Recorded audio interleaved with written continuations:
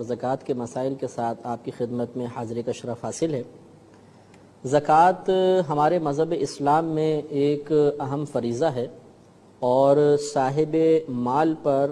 مخصوص شرائط کے پائے جانے کے بعد یہ فرض قرار دی گئی ہے، لہذا ہر صاحب مال جو مسلمان ہے اور اس میں شرائط پائی جاتی ہیں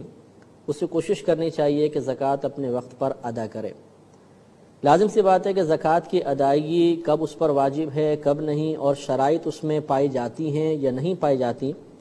ایک مسلمان اسی وقت جان سکتا ہے جب اسے ان تمام شرائط کا علم ہو۔ لہذا حقیقتاً ہر عاقل بالغ مسلمان مرد و عورت پر جو تھوڑا بہت بھی مال رکھتا ہے،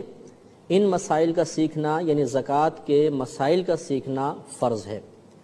اگر ان مسائل میں کوتاہی ہوئی یعنی ہم نے مسائل نہیں سیکھے اور ان مسائل سے ناواقفی کی بنا پر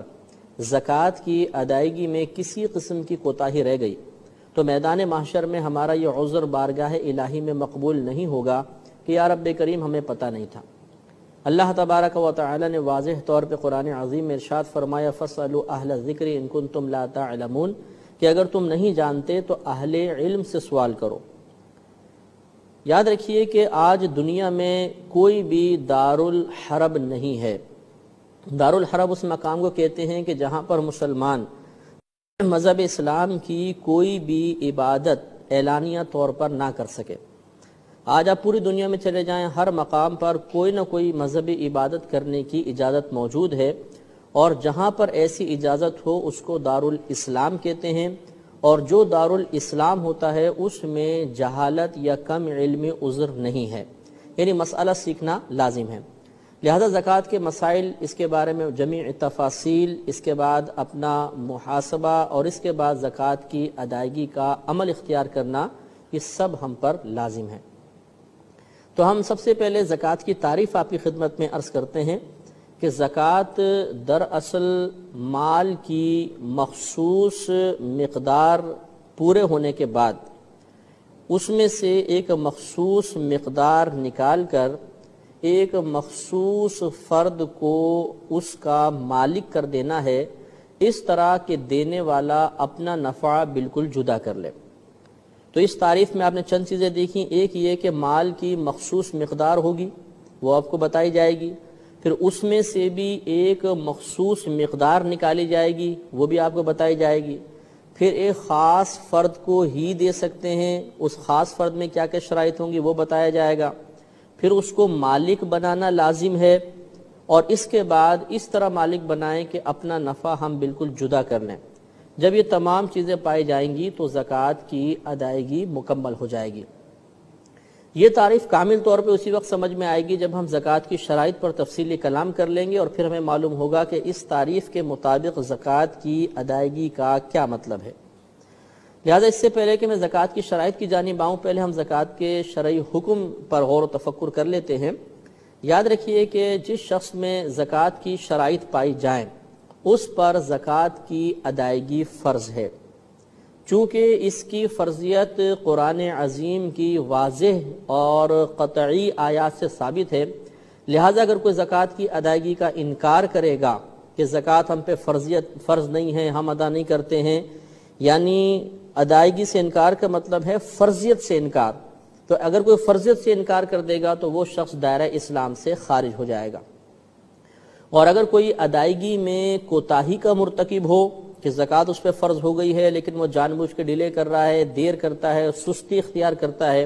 تو ایسا شخص فاسق ہے، فاجر ہے، گناہگار ہے، اور شرعی لحاظ سے اس کی گواہی معتبر نہیں ہے۔ نبی کریم صلی اللہ علیہ وسلم نے ایک طویل حدیث میں ارشاد فرمایا، جس کو امام مسلم رحمۃ اللہ علیہ نے مسلم شریف میں نقل کیا، کہ جو شخص سونے اور چاندی سے اللہ تبارک و تعالی کا حق ادا نہیں کرتا تو برود قیامت یہی سونا اور چاندی ٹکڑوں کی شکل میں لائی جائے گی اور اسے جہنم کی آگ میں گرم کیا جائے گا، اور پھر ان ٹکڑوں سے قیامت کے دن اس کی پیشانی، اس کی پیٹھ اور اس کے سینے کو داغا جائے گا۔ اب آپ خود سوچ لیں کہ تمام مخلوق کھڑی ہوگی اور اس کے سامنے یہ داغنا ہوگا، اور یہ جہنم کے اندر نہیں ہے بلکہ نبی کریم صلی اللہ علیہ وسلم نے فرمایا کہ یہ اس دن میں یہ عمل ہوگا جس کی مقدار 50,000 سال کے برابر ہے، اور اس کے بعد اللہ تعالیٰ چاہے تو اس کو جنت میں داخل کر دے اور چاہے تو جہنم میں ڈال دے۔ اس سے معلوم ہوا کہ زکوٰۃ کی ادائیگی نہ کرنے کی بنا پر اگر اللہ تبارک و تعالی ناراض ہوا اور اس نے عذاب میں مبتلا کر دیا تو سب سے پہلا عذاب میدان محشر میں ہی شروع ہو جائے گا، اور اس وقت آدمی سب کے لیے تماشا بن جائے گا۔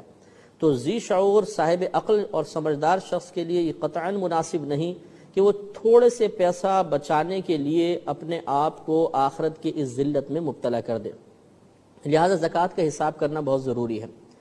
حضرت ابوبکر صدیق رضی اللہ تعالی عنہ کے دور میں، یعنی جب نبی کریم صلی اللہ علیہ وسلم کا انتقال ہوا تو بعض عرب قبائل نے زکوٰۃ کی فرضیت سے انکار کر دیا تھا، تو حضرت ابوبکر صدیق رضی اللہ تعالی عنہ نے ان کے خلاف باقاعدہ جہاد کیا تھا۔ اس سے معلوم ہوا کہ زکوٰۃ کی ادائیگی انتہائی اہم فریضہ ہے، حالانکہ وہ لوگ جنہوں نے زکوٰۃ کی فرضیت کا انکار کیا تھا وہ باقی احکام اسلامیہ کا انکار نہیں کر رہے تھے، باقاعدہ کلمہ پڑھتے تھے، کلمہ گو تھے، لیکن اس کے باوجود حضرت ابوبکر صدیق رضی اللہ تعالی عنہ نے زکوٰۃ کے انکار کی بنا پر ان کے خلاف جہاد فرمایا۔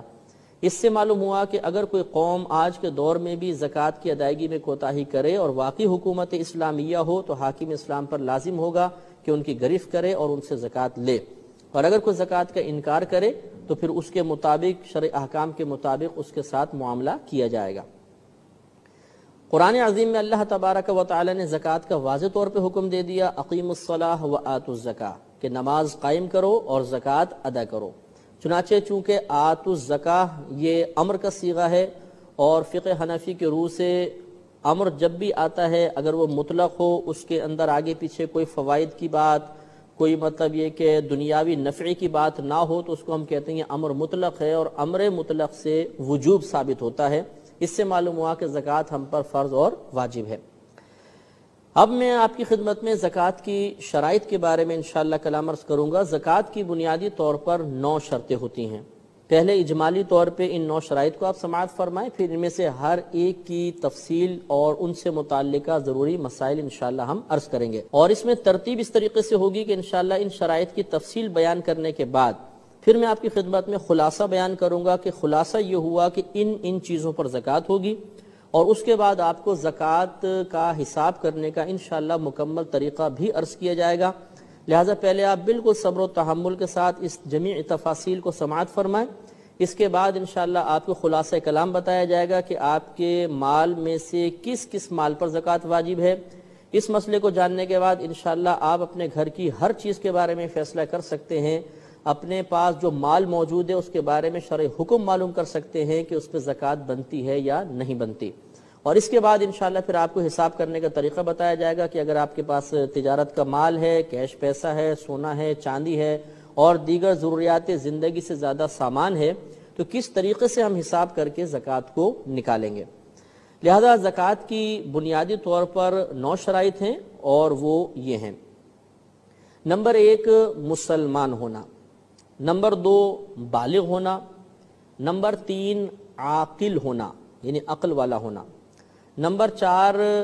مال اس شخص کی ملک میں ہو، نمبر 5 ملک میں ہونے کے ساتھ ساتھ اس پر وہ قابض بھی ہو، اس کے قبضے میں بھی ہو۔ یہ ہو سکتا ہے کہ ایک مال کے ہم مالک کہلائیں لیکن ہمارے قبضے میں نہ ہو، مثال کے طور پہ مال چوری ہو جاتا ہے، اب اس مال کے ہم مالک ہیں لیکن وہ قبضے میں نہیں ہیں، تو اس لیے چوتھی شرط یہ ہوتی ہے کہ آدمی اس مال کا مالک ہو، اور 5واں یہ کہ وہ مال اس کے قبضے میں بھی ہو۔ چھٹی شرط یہ ہوتی ہے کہ جو ہمارے پاس مال ہے جس پر زکوٰۃ بنے گی وہ قرض سے فارغ ہونا چاہیے، یعنی ہم پر کوئی قرضہ وغیرہ نہ ہو، یہ ضروری ہے۔ 7واں یہ کہ وہ جو پیسہ ہے یہ حاجت اصلیہ سے زائد ہونا چاہیے، یعنی پیسے سے مراد جو بھی ہم مال پہ زکوٰۃ ادا کر رہے ہیں یہ مال حاجت اصلیہ سے زائد ہونا چاہیے۔ حاجت اصلیہ کسے کہتے ہیں یہ انشاءاللہ پوری تفصیل ہم آگے عرض کریں گے۔ 8واں وہ مال بڑھنے والا ہونا چاہیے جس کو شرعی اصطلاح میں مال نامی کہا جاتا ہے، یعنی بڑھنے والا مال۔ اور 9واں یہ کہ اس مال پر پورا 1 سال گزر چکا ہو۔ تو یہ 9 شرطیں ہو گئیں۔ نمبر 1 مسلمان ہونا، نمبر 2 بالغ، نمبر 3 عاقل ہونا، نمبر 4 اس مال کا مالک ہونا، نمبر 5 اس پر قابض ہونا، نمبر 6 جو زکوٰۃ ادا کرنا چاہتا ہے وہ قرض سے فارغ ہو، نمبر 7 وہ مال حاجت اصلیہ سے زائد ہو، نمبر 8 وہ مال بڑھنے والا ہو، اور نمبر 9 اس مال پر پورا 1 سال گزر چکا ہو۔